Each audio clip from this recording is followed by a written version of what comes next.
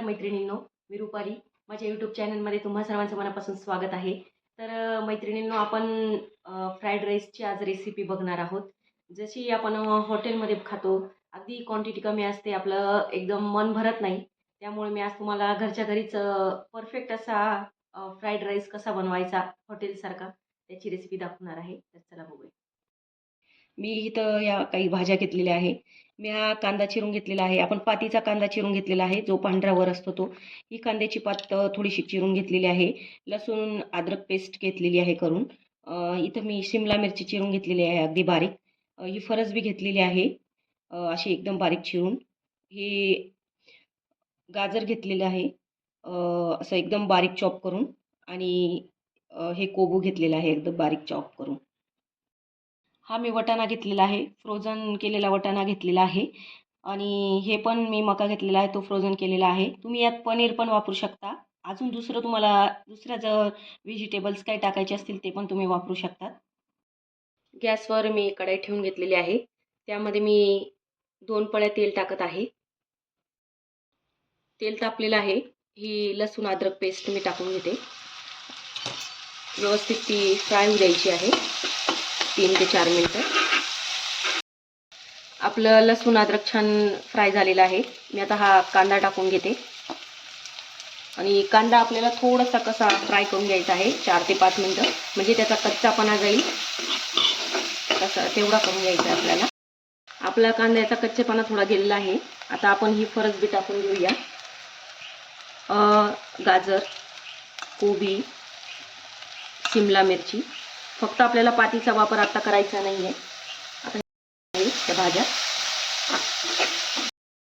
हे पण व्हेजिटेबल्स आपल्याला 4 ते 5 मिनिटं व्यवस्थित असे गॅसवर फ्राय होऊ द्यायचे आहे, कारण ते सगळे कच्चे आहेत.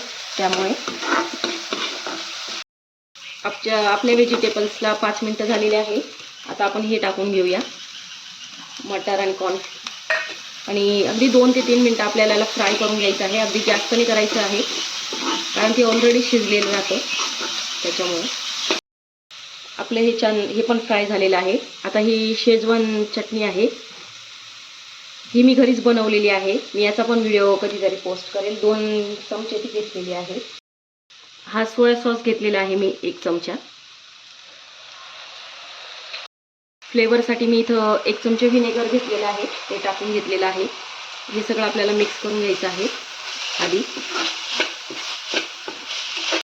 आपण हे सॉसेस वगैरे व्यवस्थित मिक्स करून घेतलेलं आहे. आता मी इथं राईस घेतलेला आहे. तुम्ही राईस कोणता पण वापरू शकतात. मी इथं बारीक राईस वापरलेला आहे, कोलम राईस.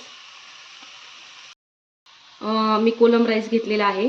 तुम्ही बासमती वगैरे तो पण वापरू शकतात आणि व्यवस्थित मोकळा असा शिजवून घेऊ शकतात.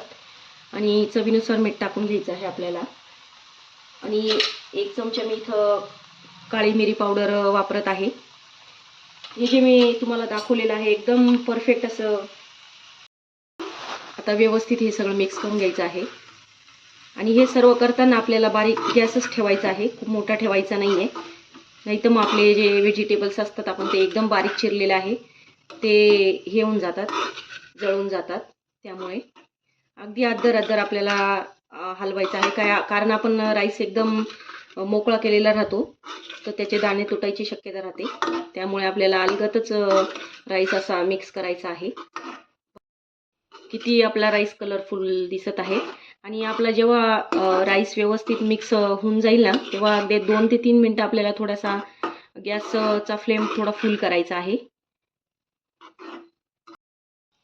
आता मी ही कांद्याची पात टाकत आहे वरून.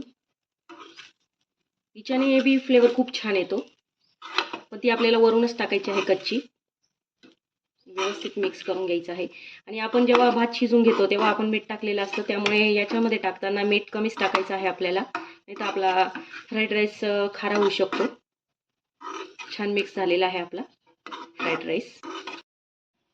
आपला फ्राईड राईस तयार झालेला आहे मैत्रिणींनो. बघू शकता एकदम सोप्या पद्धतीने, आपण जो बाहेर खातो त्याच पद्धतीने मी एकदम परफेक्ट दाखवलेला आहे. परफेक्ट असा हॉटेलसारखा फ्राईड राईसची रेसिपी तयार झालेली आहे मैत्रिणींनो. तर नक्की ट्राय करा माझ्या पद्धतीने फ्राईड राईसची रेसिपी. माझे व्हिडिओ आवडत असतील तर माझ्या चॅनलला सबस्क्राईब करा, लाईक्स करा, कमेंट करा आणि मला सपोर्ट करा. धन्यवाद आणि कमेंट पण करा.